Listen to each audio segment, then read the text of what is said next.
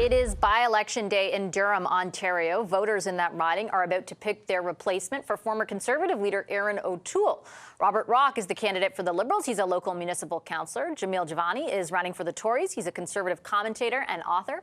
And Chris Borgia is running for the NDP. He's an electrician and Labour executive. The riding has been held by the Tories for 2 decades, but Liberal ministers and MPs were also out in full force over the last 2 days campaigning with their candidate. How important is this by-election? Let's bring back the front bench. Dan Moulton, Shakir Chambers, Carl Belanger, and Laura Stone. Laura, I'll start with you.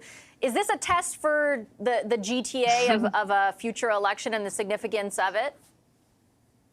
I think this riding is the Conservatives to lose. I'm not sure that it's a test in the sense that super competitive race for the Liberals. I do think, though, that it's personal for both parties. It seems that the Conservatives are sending out some really big name of their back rooms to campaign. I think they want to absolutely destroy the Liberals in this. Obviously, the Liberals have placed second in the past. They've got something like 30% of the vote in the last election. Erin O'Toole was elected in a by-election himself with 50% of the vote. So I'm certainly watching for the vote splits, for how well the People's Party does as well, because we know that Pierre Poilievre is really trying to bring those kind of more right-leaning members of the party back into the fold. I don't think we can read too much into this particular by-election, but I do think that it's an important one for the Conservatives. It's an important one to when we look at the way that the vote splits, and it's an important one that if Jamil Javani does win, as many are expecting him to do, what Pierre Poilievre does with him as a member of his caucus, as a young person of color, a young Conservative. Is he going to be a prominent voice, or is he going to be kind of put on the back bench for a while? So lots to watch for there. But it's certainly, in my opinion, a riding for the Conservatives to lose from the outset. How important is this one for the Tories, Shakir, and your thoughts on the quote-unquote star power of the candidate, which it seems like the Tories feel quite strongly about? Yeah, I mean, I don't think this is super important. To Laura's point, I mean, this is a Conservative riding. Pretty confident from everything I've heard. The numbers are in the Conservatives' favor.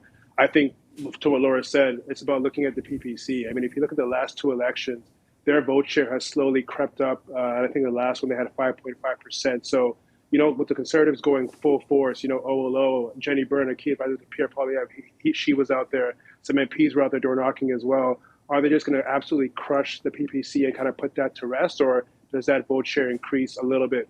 I'd also say on the Liberal side, something that's kind of shocking to me is that whether it's from the center or whether it's from the local campaign, they've raised expectations tremendously that they're going to do well in this by-election. I think the candidate himself has said he's going to win this by-election. So we'll see how that plays out and if he actually meets those expectations.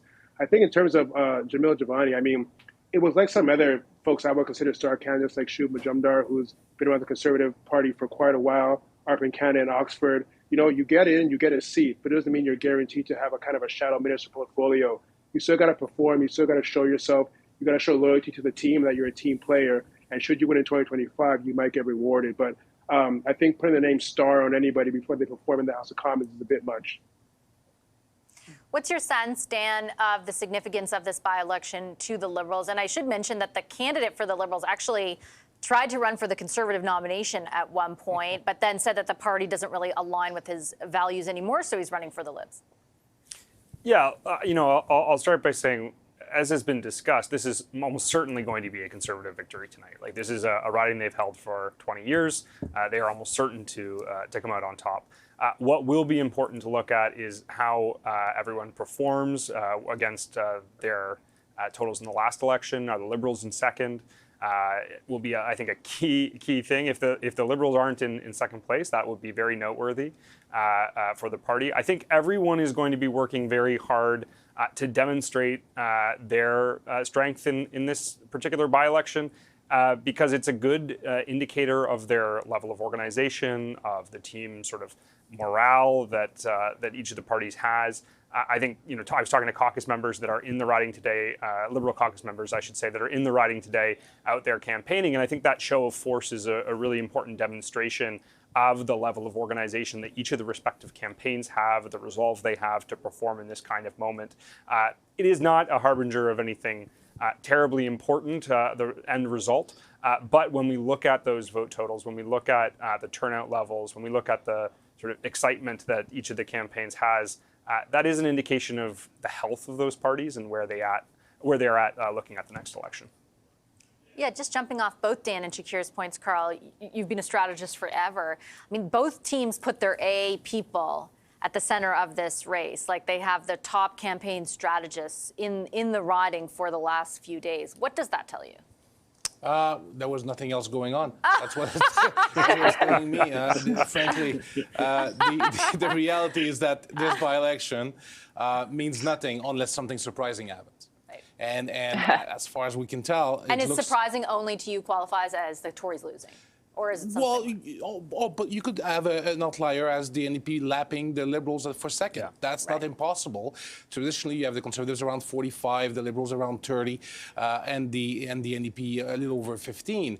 If there's any kind of significant shift, you could extrapolate that into the general election. But unless the Conservatives lose this seat, it's not really important. And I'd be surprised if they do. Now, that said, the Liberals did better than expected in the last round of by-election. And so I guess they're hoping for a kind of a repeat to kind of calm down the narrative that they're done for dinner and like dinner. And so therefore, that's what I'm looking at. That's why they put a lot of resources in this. But really, it's a long shot for Liberals to take this over. I thought what was also interesting, Laura, in the clips that we played of people who were just leaving the voting station is the issues that are important to them. And in particular, like, obviously cost of living is a big deal and people are worried about that. But the sort of re-upping of healthcare as a primary concern for people. And I don't know if it's like that everywhere in the country, but certainly judging by my inbox, it is. Even though it's provincial jurisdiction, people are really having a tough time right now accessing the system, both emergency care and primary care. How much of a big deal do you think that becomes over the next little while? I think it's a huge deal. And I think that people don't differentiate between levels of government, when they're talking about healthcare, not being able to get a family doctor, not being able to afford their medication.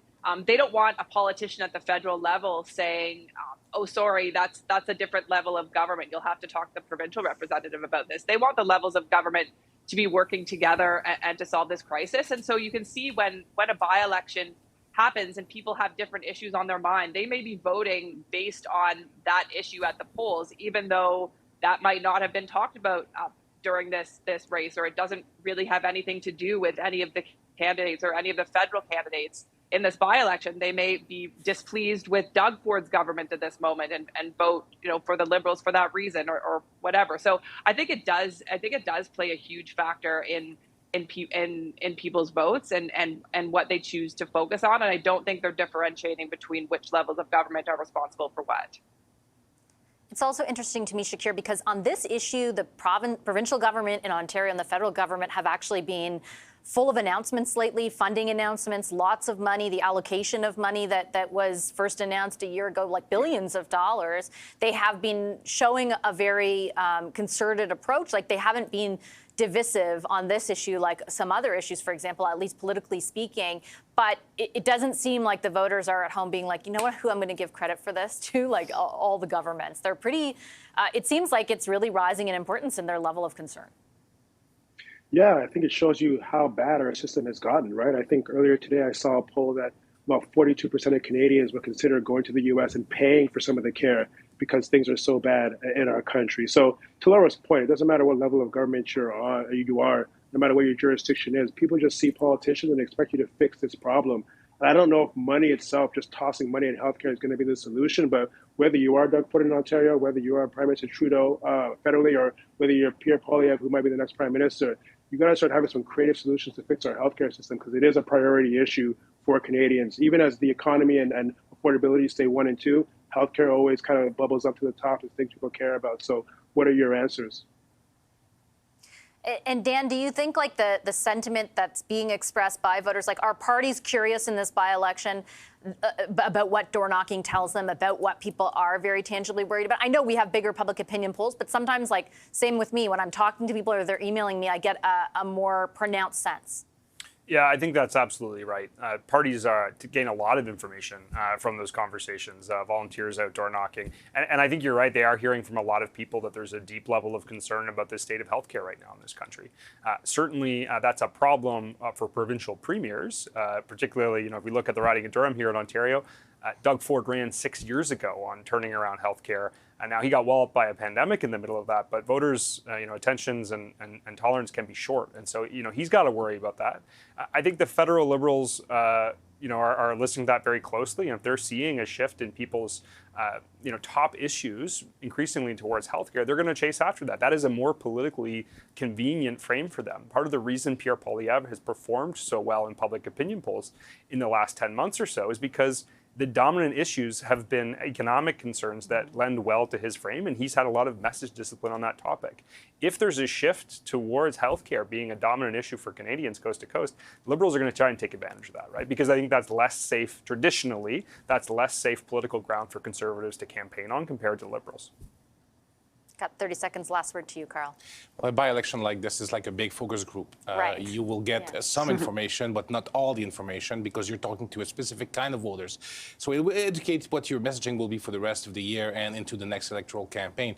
But unless the turnout is really high, those are only partial answers. Right, that's a really good point. Okay, I'm going to leave it there. Thanks for a great discussion, everyone. Really appreciate it. Our front bench, Dan Moulton, Shakir Chambers, Laura Stone, and Carl Bélanger. Our takeaway is up next. Stay right there.